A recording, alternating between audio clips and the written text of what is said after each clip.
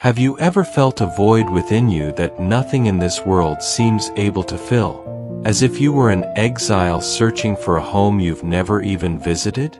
Have you ever wondered whether a single second of doubt, a brief moment of weakness, could echo across thousands of years and shape the destiny of every cell in your body?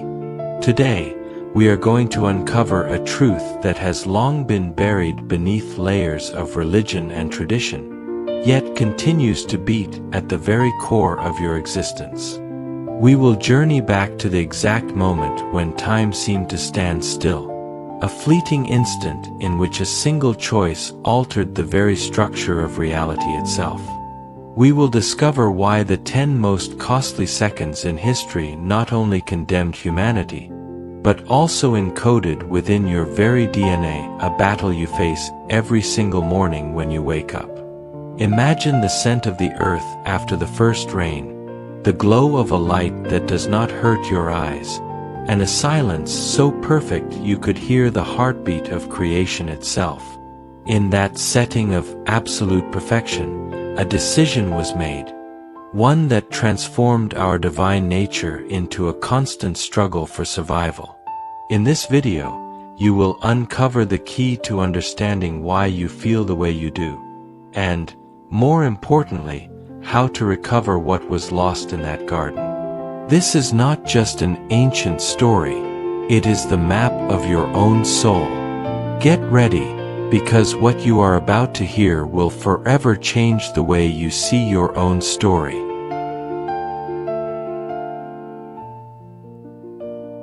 The beginning was not an explosion of chaos, but an act of infinite tenderness. God bent down over the reddish dust of the earth, like a sculptor who loves his creation even before it can breathe. His divine hands shaped every muscle, every nerve, every corner of the human mind. The atmosphere in Eden was a constant embrace.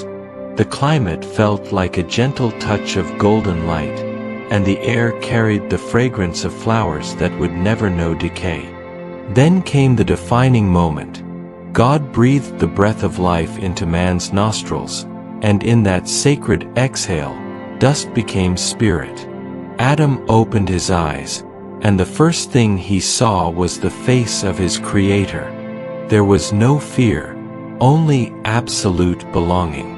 Soon after, from the very essence of man, God brought forth the woman. Together, they walked in a communion so pure that nakedness was not a concept, but a complete transparency of the soul.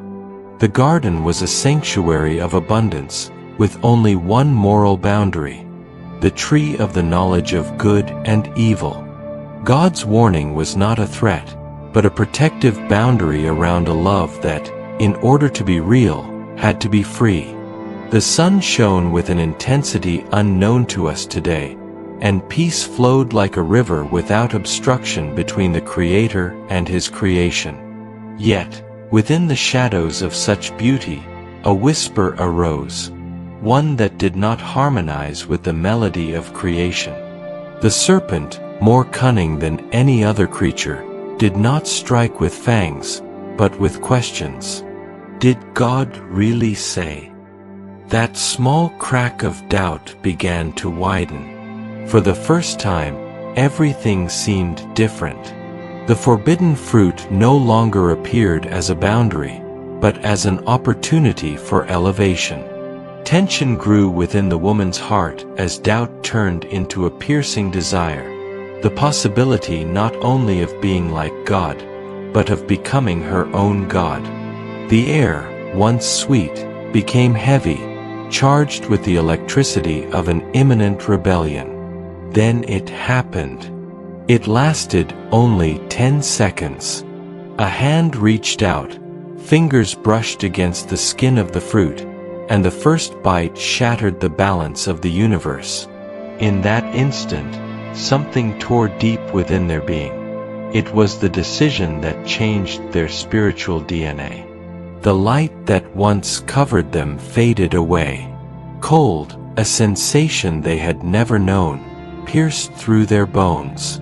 The gaze that once reflected love became one of shame. They hid among the trees, trembling, as the fragrance of flowers now felt like the scent of a funeral.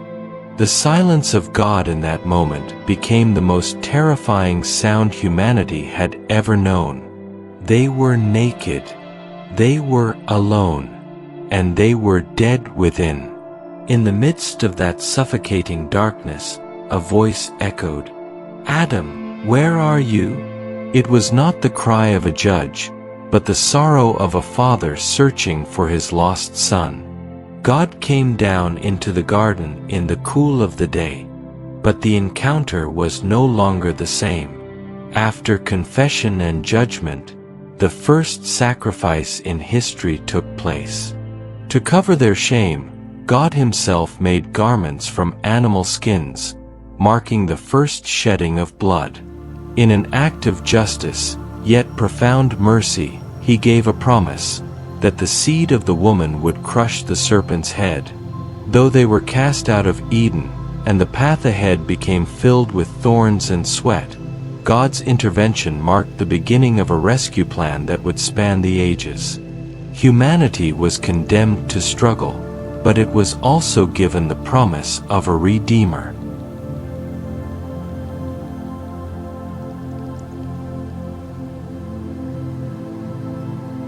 The fall in Eden is not just a historical record, it is the biography of our own daily struggles. Adam and Eve did not fall because of hunger, but because of a thirst for autonomy, the same thirst that drives us today to build our lives while ignoring the voice of our Creator. That decision that changed your DNA reveals itself in the unexplainable anxiety you feel in the middle of the night, in the tendency to blame others for your mistakes, just as Adam blamed Eve, and in that constant need to cover ourselves with masks of success, money, or social media so that no one sees our true nakedness. Look at your own turning points.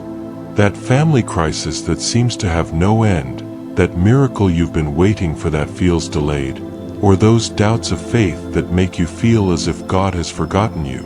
These are all echoes of that garden. We live in the tension between our fallen nature and the original design for which we were created.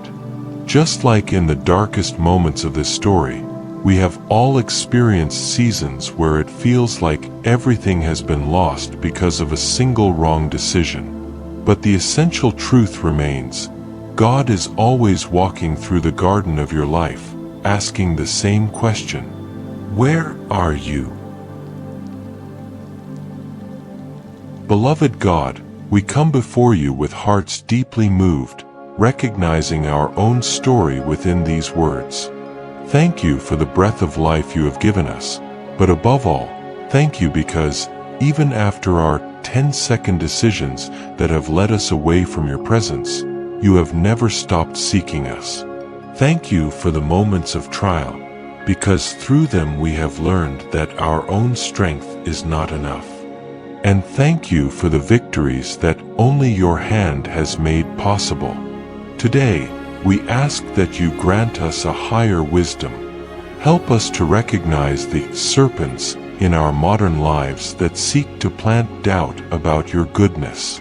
Give us the strength to apply what we have learned in our own sukkahs, in our journeys through the wilderness of uncertainty, trusting that even when paradise feels far away, your promise of redemption is written within our spirit. As we close this moment, may every person listening feel the embrace of your peace, knowing that our identity is not defined by our fall, but by your immeasurable love, the love that chose to rescue us. Amen. If this message spoke to your heart, don't let it end here. Take a moment to reflect on what God is speaking into your life right now. And if you believe this word can bring light to someone else who may be walking through their own wilderness, share this video with them. Because sometimes, a single message can become the turning point of a soul. Don't forget to like this video and subscribe to the channel. so you can continue growing in faith and discovering deeper truths that strengthen your walk with God.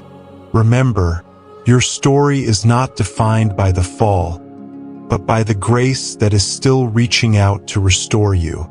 May God bless you, guide you, and remind you every day that you are never alone.